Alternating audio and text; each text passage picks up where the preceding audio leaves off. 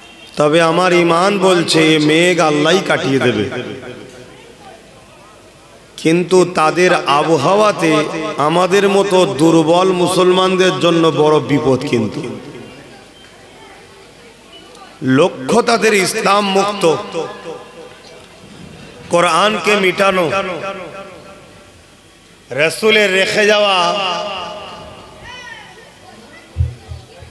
ধর্মনীতি, সমাজনীতি, পরিবেশ নীতি, অর্থনীতি, এডুকেশন নীতি, রাজনীতি, মানব নীতি, মানব বন্ধন নীতি, এ সবগুলোকে মিটিয়ে দিয়ে একটা সন্ত্রাসী পরিবেশ, জঙ্গল রাজ, জঙ্গল মহল, অসভ্যতার, বর্বরতার, ইনসানিয়াত বিরোধী, ইনসাফ বিরোধী একটা সমাজ গড়তে চলেছে। যেরকম ফেরাউন করেছিল, নমরুদ করেছিল, সাদ্দাত করেছিল, আবু জেহেল করেছিল। ইনশাআল্লাহ নবীর দ্বীন ইসলাম ছিল, সবে কিয়ামত পর্যন্ত আল্লাহ রাখবেন, থাকবে। কিন্তু আমরা বড় দুর্বল। এই ঝড়ে আমরা তো টিকে থাকা বড় মুশকিল। আমাদেরকে কয়েক সাইড দিয়ে হামলা করা হচ্ছে। মূলত লক্ষ্য হলো আমাদেরকে আল্লাহর দাসত্ব থেকে সরিয়ে মানবরূপী পশু খোদা দাবি করবে তাদের উপাসনা করানোর একটা পরিকল্পনা চলছে। মাদ্রাসাগুলোকে টার্গেট করা হয়েছে কেন? মাদ্রাসাতে ইনসানিয়াতের শিক্ষা দেওয়া হয়। মাদ্রাসায় শুধু পেটের শিক্ষা নয়, এটা ভালো মানুষ হওয়ার শিক্ষা দেওয়া হয়, সিনার শিক্ষা দেওয়া হয়, উত্তম আখলাক, চরিত্র, আদর্শ, সমাজকে প্রেম, মানুষকে প্রেম, দেশকে প্রেম, গরিবের প্রেম, এতিমের প্রেম। এই যে একটা ভালো সমাজ গড়ার যে লক্ষ্য, এ শিক্ষা মাদ্রাসায় দেওয়া হয়। কেন ব্রিটিশদের মোকাবেলায় সর্বপ্রথম যারা জীবন দিয়েছে তারা মাদ্রাসারই ছিল। আর পৃথিবী জুড়েই সর্ব জায়গায় অন্যায় অত্যাচারকে মিটাবার প্রথম সারিতে যারা রুখে দাঁড়িয়েছে তারা মাদ্রাসারই। তাই আজকের দিনও পৃথিবীকে যারা মানবরূপী যারা আজকে পৃথিবীকে নিজেদের গোলাম, নিজেদের দাসত্বের বশ বানাতে চাইছে, তাদের জন্য মাদ্রাসা, দ্বীন ইসলাম বড় ভয়ের কারণ হয়েছে। যেমন অন্ধকার থাকলে চোরে চুরি করতে সুবিধা হয়, আলো থাকলে তাদের ডিস্টার্ব হয়। ইসলামের আলো মাদ্রাসাতে যেটা দেওয়া হয়, এই আলোতে আজকাল সমাজ বিরোধী, অত্যাচারী, জালিম, বদমাইশদের বড় অসুবিধা হচ্ছে। তাই তাদের লক্ষ্য ইসলামকে মুছো। ইসলাম মুছতে গেলে মাদ্রাসা বন্ধ, মসজিদ বন্ধ, দ্বীনি শিক্ষা বন্ধ। তাদের হাতে যতটা আছে তারা তো করছে, কিন্তু বেসরকারি গুলো তো পারছে না। কিন্তু এগুলোকেও গায়ে জোর দিয়ে করার একটা ষড়যন্ত্র তারা চালাচ্ছে। আল্লাহ চাইলে সাহায্য আসবে, কিন্তু এটা নতুন নয়, যুগে যুগে কিন্তু এরকম হয়েছে, যুগে যুগে হয়েছে।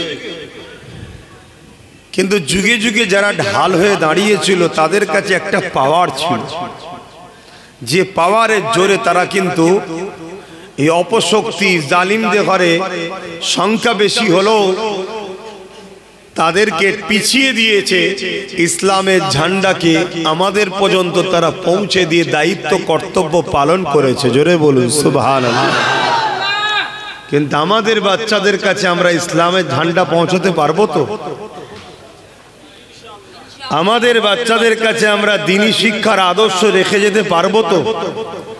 আমাদের বাচ্চাদের কাছে কোরআন সুন্নাহ নবী ও আল্লাহর মেসেজ রেখে যেতে পারবো তো? এটাই হলো বড় প্রশ্ন। কেন আমরা সেই পাওয়ার থেকে অনেকটা দূরে সরে গেছি। পৃথিবীতে যারা ইসলামের উপরে আঘাত দিয়েছে, ইতিহাস বলছে তাদের হাতে ম্যান পাওয়ার ছিল, মানি পাওয়ার ছিল, মিডিয়া পাওয়ার ছিল, মাসুল পাওয়ার, যেটাকে অস্ত্র পাওয়ার বলতে পারেন, ম্যান্ডেট পাওয়ার, তারা সংগঠিত ছিল। তারপরও তারা পরাজিত হয়েছে। ইসলামের সেই সময়ে যারা প্রেমিক ছিল তাদের সিনার পাওয়ারের কাছে। জোরে বলুন সুবহানাল্লাহ। তাদের মধ্যে যে ঈমানের জজবা ছিল, ঈমানের পাওয়ার ছিল, সেই পাওয়ারের কাছে তারা পরাজিত হয়েছে। আল্লাহ নবী বললেন একটা সময় আসবে আমার উম্মত প্রচুর মার খাবে। সাহাবারা বললেন হুজুর কারণ কি? তারা কি সংখ্যায় কম হবে? আল্লাহ নবী বললেন না, সংখ্যা অনেক হবে। আমরা আজকে 250 কোটি, সংখ্যা অনেক। সাহাবারা জিজ্ঞেস করলেন হুজুর কারণ কি? আল্লাহ নবী বললেন তারা আল্লাহকে ভয় করা ছেড়ে দিয়ে দুনিয়া ও মৃত্যুকে ভয় করবে। মিলছে আমাদের সাথে? দ্বিতীয় নম্বর, তারা বড় লোভী হবে। আজ আমাদের জন্য কিন্তু বড় ভয়ানক দিন আসছে। আর এর কারণ একটাই, আমরা দুনিয়ায় হারাম খাদ্য, হারামের দিকে বেশি আসক্ত হয়েছি। ইসলাম বিদ্বেষী শক্তিগুলো, জালিম অত্যাচারী শক্তিগুলো, তারা সর্বসময় আমাদেরকে গান, মেলা, যাত্রা, জুয়া, নাচ, গান, ফাংশনের দিকে টানছে। এদিকে আসুন।